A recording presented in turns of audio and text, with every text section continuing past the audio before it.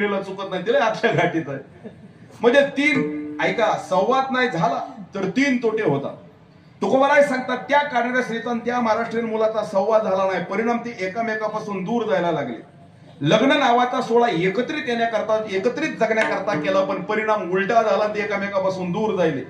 तुकोबाराय देवाला विनंती करतात, तैसे मद नको करू कमळापती दिया संगती सज्जनांची. ऐका देवा तैसे तैसे म्हणलं की व्याकरणात आडवा शब्द येतो कैसे. कसं त्या नवरा बायको सारखं विसंगत नवऱ्याचं बायको सारखं देवा मला करू नको, मग देया संगती सज्जनांची. आयुष्यात तुला द्यायची झाली तर देवा नको ती माणसं देऊ नको, द्यायची झाली तर सज्जन आणि चांगली माणसं माझ्या आयुष्यात दे. अभंगाचं तिसरं चरण तिने पाचारले इलबा म्हणून येरू पळे आन झाली. आता पहिलं चरण आणि तिसरं चरण एकामेकाला पूरक आहे का.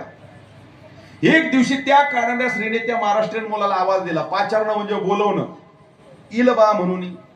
तिने काय आवाज दिला, इलबा इलबा इलबा. पण हा पक्का महाराष्ट्रीयन, याला इलचा अर्थ कळाला नाही, पण बाचा अर्थ नेमका कळाला.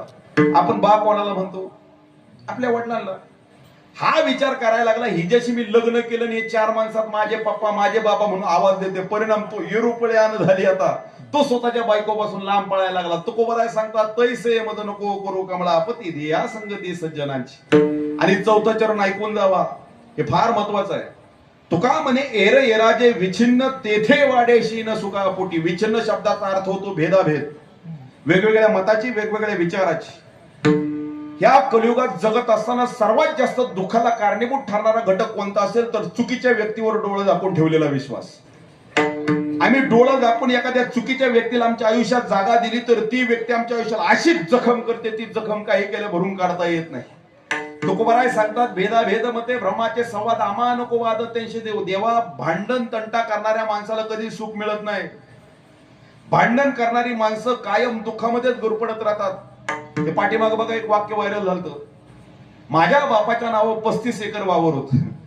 बापाने 30 एकर फुकलं पण गावाची जिरवली, राहिलेलं 5 फुकून टाकेल पण भावकीची जिरवल्याशिवाय राहणार नाही. मला जिरवा जिरवी भांडणच आहे. असा जो भांडण करायचा विचार करतो, तुकोबाराय सांगतात त्या माणसाला आयुष्यात कधी सुख मिळत नाही. नको त्या विचाराची माणसं आयुष्यात आली. ऐका, आयुष्यात सर्वात जास्त दुःखाला कारणीभूत ठरणारा घटक नको ती माणसं आयुष्याला जागा देणं. तुका म्हणे एर एराजे विछिन्न तेथे वाडे शीन. सुखासाठी केलेला व्यवहार सुखमय होत नाही तर तिथं शीन म्हणजे दुःख होतं. म्हणून तैसे मद नको करू कमळापती देया संगती सज्जनांची. विठ्ठल